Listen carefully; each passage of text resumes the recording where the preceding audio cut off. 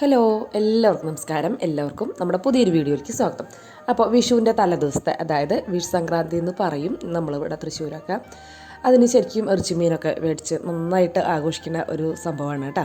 ശബ്ദത്തിന് ഇത്തിരി പ്രശ്നമുണ്ട്. ചേട്ടന് പനിയായിരുന്നു, ഞാൻ കഴിഞ്ഞ വീഡിയോയിൽ പറഞ്ഞിട്ടുണ്ടായിരുന്നു തോന്നുന്നു. അപ്പോൾ എനിക്ക് പനി കിട്ടിയിട്ടുണ്ട് കേട്ടോ. അപ്പോൾ അത് കാരണം കൊണ്ട് എന്നാലും പിന്നെ വീഡിയോ ഒക്കെ എടുത്തു വെച്ചിട്ടുള്ള കാരണം ഒന്ന് എഡിറ്റ് ചെയ്ത് ഞാൻ ഇട്ടു എന്ന് മാത്രം. പനിയും മാത്രമാണ്, പനിയും ചുമയും. അപ്പോൾ നമുക്ക് ഒരു അസ്വസ്ഥതയില്ല, അപ്പോൾ ആ ശബ്ദത്തിന് വ്യത്യാസം ഉണ്ടാവും. അപ്പോൾ രാവിലെ ഞാൻ ഇൻസ്റ്റൻ്റ് ആയിട്ടുള്ളൊരു മീൻ കറിയാണ് വെച്ചത്. തലേദിവസം മീൻ വാങ്ങിച്ചിട്ടുണ്ടായിരുന്നു, നമ്മുടെ കിളിമീൻ എന്ന് പറയും, മഞ്ഞക്കോര എന്നൊക്കെ. അപ്പോൾ തലേദിവസം വറുത്തു, പിറ്റേ ദിവസത്തേക്ക് അത് കറി വയ്ക്കാനായിട്ട് എടുത്തു കേട്ടോ. അപ്പോൾ എഴുന്നേറ്റപ്പോൾ തന്നെ അലക്കാനായിട്ട് ഇട്ടു. ഈ ഒരു ദിവസത്തിൻ്റെ പ്രത്യേകത എന്ന് വിചാരിച്ചിട്ടുണ്ടെങ്കിൽ നമ്മൾ എല്ലാതും ക്ലീൻ ആക്കുകയും ചെയ്യും, നല്ല ഇറച്ചി മീനൊക്കെ വെച്ച് ഫുഡ് കഴിക്കുകയും ചെയ്യും. അങ്ങനത്തെ ഒരു ദിവസമാണ് ഈ വിഷുവിൻ്റെ തലേദിവസം കേട്ടോ. അങ്ങനെയാണ് തൃശ്ശൂർ അങ്ങനെ ആഘോഷിക്കുക. എൻ്റെ അമ്മയൊക്കെ എന്താ പറയുക, മട്ടനും പോർക്കും നല്ല അടിപൊളി മീനും ഒക്കെ ആയിട്ടാണ് ഞങ്ങൾക്ക് ഇങ്ങനെ വിഷു സംക്രാന്തി ഉണ്ട്, അതുപോലെ കർക്കിടക സംക്രാന്തി ഉണ്ട് കേട്ടോ. രണ്ടിനും അങ്ങനെയാണ് ഞങ്ങൾ വീട്ടിലായിരുന്നത്. പക്ഷേ ഇവിടെ അങ്ങനത്തെ ആഘോഷങ്ങളൊന്നുമില്ല. എന്നാലും നമ്മൾ കുറേശ്ശെ നമുക്ക് പറ്റണം പോലെ, നമ്മുടെ അമ്മ പഠിപ്പിച്ചതാണല്ലോ നമ്മളെപ്പോഴും പാലിച്ചു പോരുക. അപ്പോൾ അതേപോലെ കുറേശ്ശെ ചെയ്യണമെന്ന് എനിക്കുണ്ട്. അപ്പോൾ ആ ഒരു രീതിയിൽ ഇന്ന് ബീഫ് ബിരിയാണി ഉണ്ട് കേട്ടോ. അടിപൊളി ടേസ്റ്റുള്ളത്, എളുപ്പത്തിൽ. എൻ്റെ റെസിപ്പിയൊക്കെ അങ്ങനെയാണല്ലോ, സിമ്പിളായിട്ടും എന്നാൽ നല്ല വെരി ടേസ്റ്റി ആയിരിക്കും. അപ്പോൾ അതാ ഇൻസ്റ്റൻറ്റ് വെച്ചാൽ നമ്മൾ ഈസ്റ്റേൻ്റെ ഫിഷിൻ്റെ പൗഡറില്ലേ, അത് വാങ്ങിച്ചിട്ടാണ് ഉണ്ടാക്കിയത്. അപ്പോൾ ചേട്ടൻ കൊണ്ടുവന്നപ്പോൾ ഞാനതൊന്ന് പരീക്ഷിച്ച് നോക്കിയെന്ന് മാത്രം. നമ്മൾ വീട്ടിലുണ്ടാക്കണ അതേ ടേസ്റ്റ് തന്നെയാണ് ഉണ്ടായിരുന്നത്. അപ്പോൾ അത് ആ ചട്ടി വെച്ചിങ്ങാണ്ട് വെളിച്ചെണ്ണ ഒഴിച്ച് അതിൽ ഉലുവ ഇട്ട് പൊട്ടിച്ച് ഇഞ്ചിയും പച്ചമുളകും പിന്നെന്താ വെളുത്തുള്ളിയും കൂടി കറിവേപ്പിലൊക്കെ ഇട്ട് ഒന്ന് മൂപ്പിച്ചിട്ടുണ്ട്. അത് കഴിഞ്ഞിട്ട് പിന്നെ നമ്മുടെ പൊടികൾ അങ്ങോട്ട് ഇട്ട് കൊടുക്കുക വേണ്ട കേട്ടോ. വേറെ പൊടികൾ സ്പെഷ്യലായിട്ടൊന്നും അന്വേഷിക്കേണ്ട, മഞ്ഞപ്പൊടി മുളക് പൊടി അങ്ങനെ ഒന്നും ചെയ്യേണ്ട. ഉലുവേര പൗഡറും എല്ലാതും അതിൽ തന്നെയുണ്ട്. അപ്പോൾ നമ്മൾ ഒരു 1/2 കിലോയിലേക്ക് 3 ടീസ്പൂണോ അങ്ങനെ എന്തൊക്കെ കണക്കുണ്ട്, ഡീറ്റെയിൽ ആയിട്ട് അതിൽ എഴുതിയിട്ടുണ്ട് എങ്ങനെയാണ് ചെയ്യേണ്ടതെന്നുള്ളത്. ഞാൻ ഇത്തിരി കൂടുതൽ പൊടി എടുത്തു കേട്ടോ. അപ്പോഴാണ് എനിക്ക് നല്ലോണം കുറുതായി കിട്ടിയത്. എപ്പോഴും അവർ പറയണ പോലെ തന്നെ ചിലപ്പോൾ ഒന്നും ശരിയായിരുന്നില്ല, ചിലപ്പോൾ അത് കറക്റ്റ് ആവാറുമുണ്ട്. അത് കഴിഞ്ഞത് അത് മൂപ്പിച്ച് കാട്ട് മീൻ കറിക്ക് അറിയാമല്ലോ, ഓവറായിട്ട് ചിക്കനിലേക്ക് മൂപ്പിക്കണ മാതിരി ഒന്നും മസാല മൂപ്പിക്കേണ്ട. മൂപ്പിച്ച് കാട്ട് പിന്നെ ഇത്തിരി തിളച്ച വെള്ളം ഒഴിച്ച് കൊടുക്കുക, നന്നായിട്ടൊന്ന് മിക്സ് ചെയ്ത് പിന്നെ ഇനി അതൊന്ന് അവിടെ നിന്ന് തിളക്കട്ടെ കേട്ടോ. തിളച്ചിട്ട് മീനിട്ട് കൊടുക്കാമെന്ന് വിചാരിച്ചിട്ടാണ്. അപ്പോൾ കിളിമീനല്ലേ, അത് പെട്ടെന്ന് തന്നെ ഉടയും. മാങ്ങയാണ് ഇട്ട് കൊടുത്തത് പുളിക്ക് വേണ്ടിയിട്ട്, അല്ലെങ്കിൽ പിന്നെ കുടംപുളി വെള്ളത്തിലിട്ട് അതിട്ട് കൊടുക്കാം കേട്ടോ. ഉപ്പും കൂടി ചേർത്ത് മൂടി വെച്ചിട്ടുണ്ട്. ഇനി അവിടെ നിന്ന് തിളച്ചോട്ടെ. മാങ്ങ വേവണം, ഒന്ന് പകുതി വേവാവണ ഒരു സമയം. അപ്പോഴേക്കും ഞാൻ വിചാരിച്ചു കുറച്ച് ചോറ് തിളപ്പിക്കാൻ വെച്ചിട്ടായിരുന്നു. ചോറ് വെന്തിട്ടുണ്ടായിരുന്നില്ല. അപ്പോൾ ചേട്ടന് കുറച്ച് ചോറ് എടുത്ത് തിളപ്പിക്കാൻ വെച്ചിട്ട് കൊടുത്ത് വിടാൻ വേണ്ടിയിട്ടാണ് കേട്ടോ. പിന്നെ പിറ്റേ ദിവസത്തേക്ക് ഇഡ്ഡലി ഉണ്ടാക്കാമെന്ന് വിചാരിച്ചു. സാധാരണ വിഷുവിനൊക്കെ പുട്ടാണ് പതിവ്, ഇപ്രാവശ്യം ഇഡ്ഡലി ആക്കാമെന്ന് വിചാരിച്ചു. അങ്ങനെ ഇഡ്ഡലിക്കുള്ളതൊക്കെ വെള്ളത്തിലിട്ട് വെച്ചു. ഇത്രയും ചെയ്തു വന്നപ്പോഴേക്കും നമ്മുടെ മീൻ കറിയുടെ ഇതൊക്കെ ഒന്ന് തിളച്ചിട്ടുണ്ട് നന്നായിട്ട്. ഇനി അതിലേക്ക് മീൻ തലേദിവസം തന്നെ ഞാൻ കഴുകി ഇത്തിരി ഉപ്പും മഞ്ഞപ്പൊടിയൊക്കെ തിരുമ്പി വെച്ചിട്ടുണ്ടായിരുന്നു. അതൊന്നും കൂടി ഒന്ന് കഴുകിയെടുത്തു കേട്ടോ. ഇനി അതിൽ വേറെ ഒന്നും വേണ്ടാന്ന് വിചാരിച്ചിട്ട് അപ്പോൾ അതൊക്കെ മീനൊക്കെ ഇട്ട് കൊടുത്തിട്ടുണ്ട്. നന്നായിട്ടൊന്ന് മിക്സ് ചെയ്ത് വീണ്ടും മൂടി വെച്ച് ആ മീനൊന്ന് വേവണ വരെ മാത്രം അങ്ങനെ അതൊന്ന് മിക്സ് ചെയ്തു കേട്ടോ. എനിക്ക് മാങ്ങിയിട്ട മീൻ കറി ഭയങ്കര ഇഷ്ടമാണ്. ഇരുമ്പപ്പൊടി അതുപോലെ ഞാൻ എല്ലാ വീഡിയോയിലും പറയാറുണ്ട് അല്ലേ, മീൻ കറി വയ്ക്കുമ്പോൾ. അങ്ങനെ അത് മൂടി വെച്ചിട്ടുണ്ട്. പിന്നെ ഞാൻ വേഗം പാത്രങ്ങൾ കഴുകി ചേട്ടന് ചോറ് പകർത്തി കൊടുക്കണം. അപ്പോൾ അങ്ങനെ അതെല്ലാം ചെയ്യാണ് കേട്ടോ. അപ്പോൾ മീൻകറി ഏതായാലും ആയിട്ടുണ്ടല്ലോ, ഇനി ഇത്തിരി മിനിറ്റ് പോരെ അതാവാനായിട്ട്. അപ്പോൾ ആ ഒരു സമയം കൊണ്ട് പാത്രങ്ങൾ ആ മീനിൻ്റെ എടുത്തതും അങ്ങനെയൊക്കെയുള്ള പാത്രങ്ങളുണ്ടായിരുന്നു, അതൊന്ന് കഴുകി വെച്ചു. അപ്പോൾ പിന്നെ നമുക്ക് ഇതൊക്കെ കഴിഞ്ഞിട്ട് കിടന്ന് തിക്കും തിരക്കും കൂട്ടണ്ടല്ലോ. ഇതിനിടയിൽ എന്നെ പണിയെടുത്തിട്ടുണ്ടെങ്കിൽ അപ്പോൾ അതൊക്കെ കഴിഞ്ഞ് മീൻ തിളച്ച് കുറച്ച് കറിവേപ്പില മാത്രമേ ഇട്ട് കൊടുത്തുള്ളൂ. എന്ന് വെച്ചാൽ വെളിച്ചെണ്ണ അതിൽ നന്നായിട്ട് തെളിഞ്ഞ് നിൽക്കുന്നുണ്ട്. ഇനിയും വെളിച്ചെണ്ണ ഒഴിക്കേണ്ട ആവശ്യമില്ല എന്ന് തോന്നിയതുകൊണ്ടാണ് വെളിച്ചെണ്ണ ഒഴിക്കായിരുന്നത് കേട്ടോ. അത് കഴിഞ്ഞ് തീയൊക്കെ ഓഫ് ചെയ്ത് അവിടെ ഇട്ടു. പിന്നെ ഞാൻ നമ്മുടെ സിങ്ക് കഴുകിയിട്ടുണ്ടായിരുന്നില്ല, പാത്രം കഴുകിയിട്ടുണ്ടായിരുന്നുള്ളൂ. അപ്പോൾ അത് വേഗം സിങ്ക് കൂടി അതിനിടയ്ക്ക് കഴുകി. പിന്നെ മീൻ വന്ന് നോക്കിയപ്പോൾ അതാ കുറച്ച് കഴിഞ്ഞപ്പോഴത്തെ അവസ്ഥയാണിത്. പിന്നെ ചേട്ടനൊക്കെ ചോറ് പകർത്തി കൊടുത്ത് ചേട്ടൻ ജോലിക്ക് പോയി. പിന്നെ ഞാൻ ഇന്ന് ക്ലീനിങ്ങിന് നിന്നു കേട്ടോ. അപ്പോൾ ഓൺലൈൻ പർച്ചേസിൻ്റെ ഗുണങ്ങളും ദോഷങ്ങളാണെന്ന് പറഞ്ഞത്. അപ്പം ഈ ഒരു 2 ഐറ്റത്തിൻ്റെയാണ് കേട്ടോ ഞാൻ പറയണേ. അപ്പോൾ ഇത് ധൈര്യമായിട്ട് നമുക്ക് മേടിക്കാം കേട്ടോ, അടിപൊളി സംഭവമാണ്. അപ്പോൾ എനിക്ക് ഇതുവരെ ഉപയോഗിക്കാത്തതിൻ്റെ ഒരു പരിചയക്കുറവ് അതിനുണ്ടായിരുന്നു എന്നല്ലാണ്ട് വേറെ കുഴപ്പമൊന്നും ഉണ്ടായിരുന്നില്ല.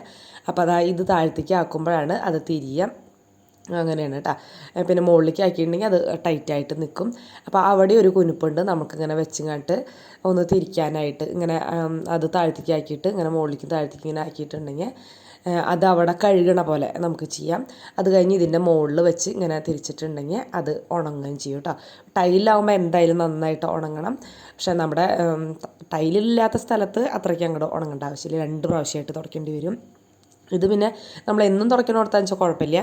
എന്നും തുടയ്ക്കില്ലെങ്കിൽ നമുക്ക് എന്തായാലും 2 പ്രാവശ്യം തുടയ്ക്കണം അല്ലേ. അങ്ങനെ അതൊക്കെ തിരിച്ച് സന്തോഷം തോന്നിയിട്ടാണ്.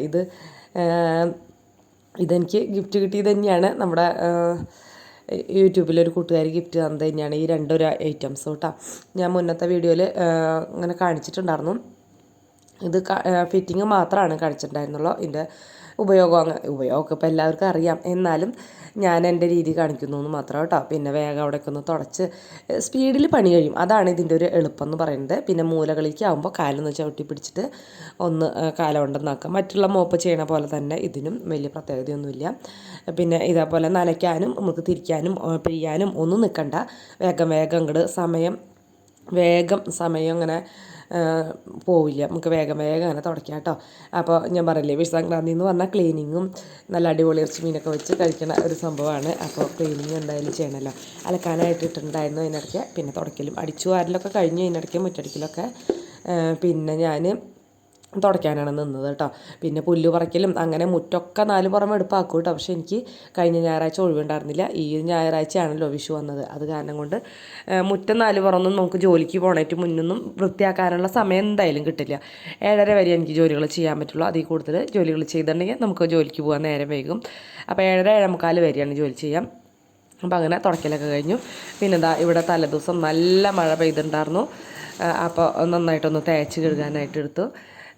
ഇതിന് കണ്ട ഈ ഒരു സംഭവത്തിന് നല്ല 2 ബ്രഷ് നിൽക്കുന്നുണ്ട്. അത് വെച്ചിട്ട് ഇങ്ങനെ നന്നായിട്ട് ഉരച്ച് കഴുകുക. ഒരെണ്ണം സൈഡിലേക്കും ഒരെണ്ണം മുകളിലേക്കും. അപ്പോൾ അത് കാരണം കോർണറും ഒക്കെ നല്ല അടിപൊളിയായിട്ട് നമുക്ക് ക്ലീനായി കിട്ടും.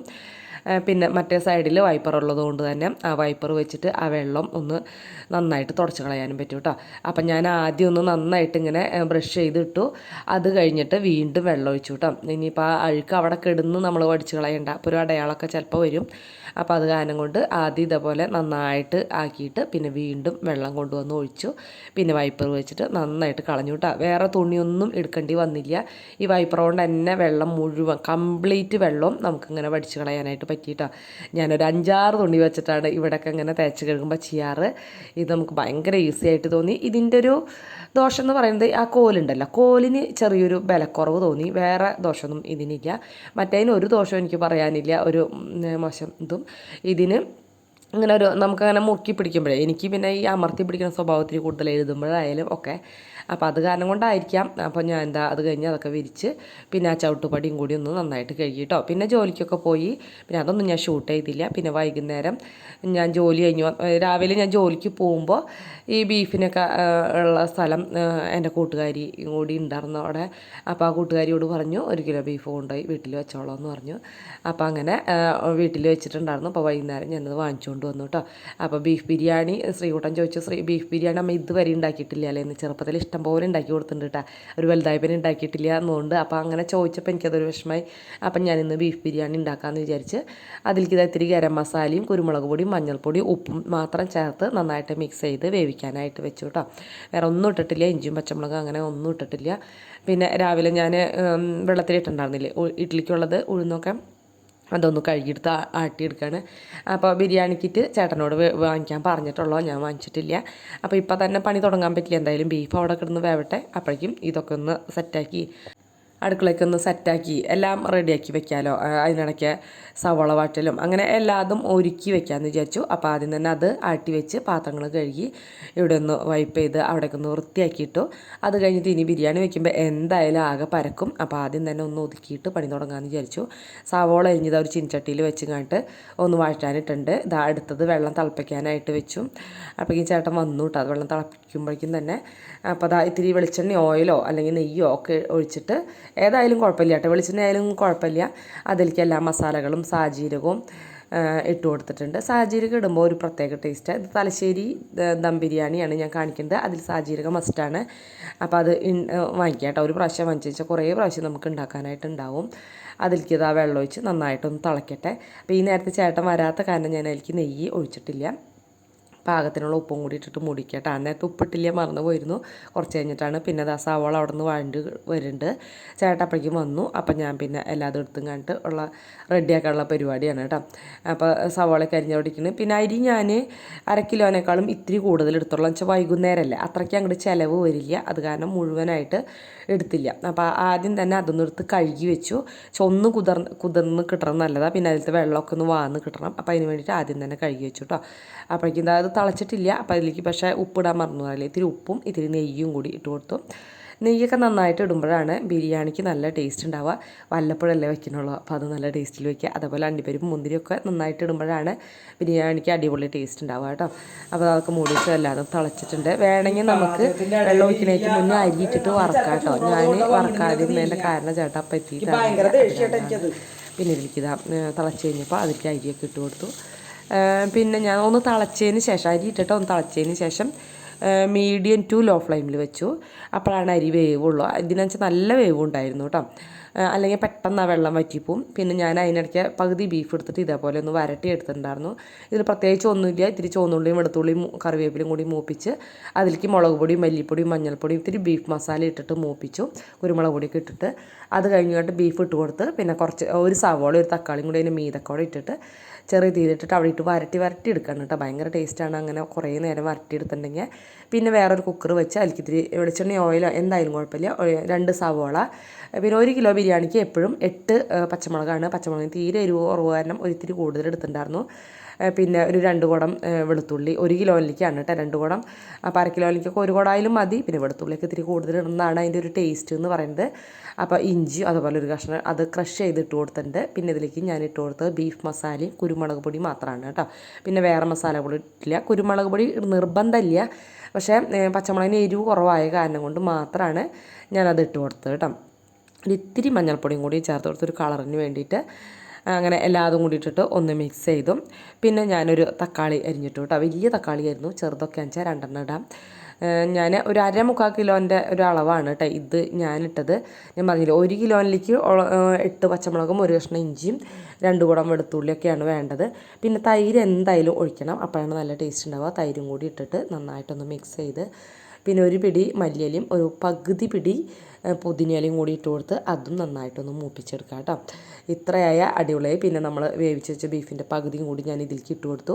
അപ്പോൾ പകുതി ബീഫും ചോറും കൂടിയൊക്കെ ഇപ്പോൾ ഇഷ്ടം പോലെ ഉണ്ടായിരുന്നു കേട്ടോ. ഒരു കുക്കർ നിറഞ്ഞു. ഞാനിത് കുറവാവുമെന്ന് വിചാരിച്ചായിരുന്നേ, പക്ഷേ ഒക്കെയും ബാക്കിയായി കേട്ടോ പിറ്റേ ദിവസത്തേക്ക്.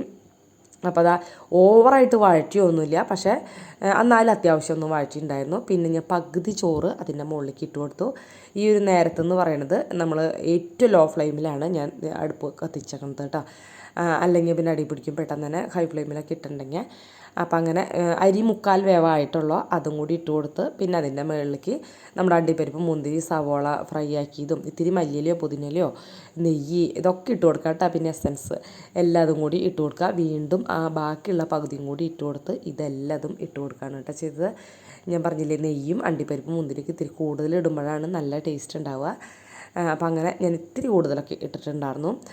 അണ്ടിപ്പരിപ്പ് മുന്തിരി അധികം ഉണ്ടായിരുന്നില്ല, കിറ്റിൽ നെയ്യ് ഉണ്ടായിരുന്നു.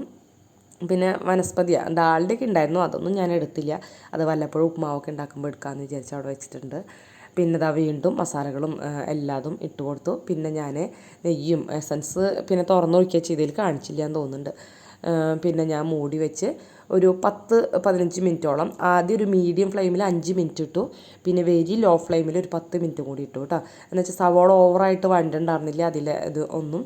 അത് കാരണം കൊണ്ട് തന്നെ അതിലങ്ങനെ കിടന്ന് ഒരു 15 മിനിറ്റ് ലോ ഫ്ലെയിമിൽ കിടന്നു എന്ന് പറഞ്ഞില്ലേ.